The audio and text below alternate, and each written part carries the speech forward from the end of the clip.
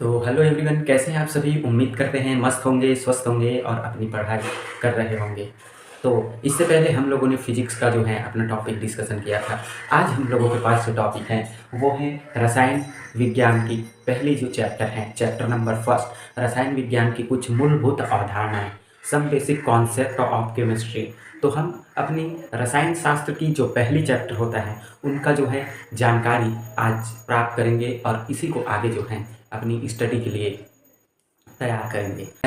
ये जानने की कोशिश करते हैं, हम लोगों ने अपने डेली लाइफ में कहीं ना कहीं दवाइयों का, बहुत सारा मेडिसिन्स होता है, बहुत सारा केमिकल होता है, इनका यूज़ करते हैं। ये सभी जो होता है रसायन के अंतर्गत ही आते हैं, क्योंकि उसे जो होता है एक फिक्स क्वांटिटी में अलग अलग केमिकल जो है मिक्स करके बनाया जाता है। ठीक है, तो अब फिर चलिए ये जानते हैं, हम लोगों ने कहीं ना कहीं अपने दैनिक ज़िंदगी में, डेली लाइफ में बहुत सारे दवाइयों का, बहुत सारे केमिकल्स जो होते हैं लिक्विड का, जैसे फिनॉल है, इन सभी चीज़ों को अवश्य ही देखा होगा, क्योंकि ये यूज़ होने वाली चीज़ें हैं, है ना।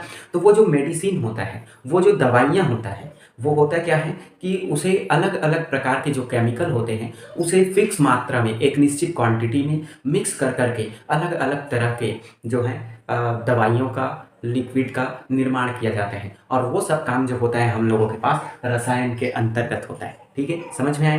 तो चलिए जानते हैं क्या होता है रसायन। तो रसायन क्या है, रसायन विज्ञान क्या है। तो रसायन विज्ञान विज्ञान की वह शाखा है जिसके अंतर्गत हम जो होता है पदार्थ के संगठन, ठीक है, उनकी विभिन्न द्रव्य के संगठन, द्रव्य को ही पदार्थ बोला जाता है, द्रव्य के संगठन, उनके विभिन्न गुण, अभिक्रिया व ऊर्जा परिवर्तन के प्रभाव का क्या करते हैं, अध्ययन करते हैं। इसमें संरचना है, वो द्रव्य का प्रकार है, उनका संगठन है, उनकी रासायनिक अभिक्रिया जो होता है उनका अध्ययन हम लोग किसमें करते हैं, रसायन विज्ञान के अंतर्गत करते हैं। ये आप लोगों को पता होना चाहिए। फिर आता है ब्रांचेस ऑफ केमिस्ट्री, मतलब रसायन विज्ञान की जो शाखाएं हैं उनका नेम आपको बताना है। तो रसायन विज्ञान का जो है बहुत से शाखाएं होते हैं, जिसमें पहला होता है हम लोगों के पास कार्बनिक रसायन, जिसे ऑर्गेनिक केमिस्ट्री कहते हैं। इसमें कार्बन से रिलेटेड जो जो भी आपके पास यौगिक होते हैं उनका अध्ययन किया जाता है। दूसरा होता है अकार्बनिक रसायन, जिसमें आवर्त सारणी है, हम लोगों के पास पी ब्लॉक, एस ब्लॉक, इनका अध्ययन।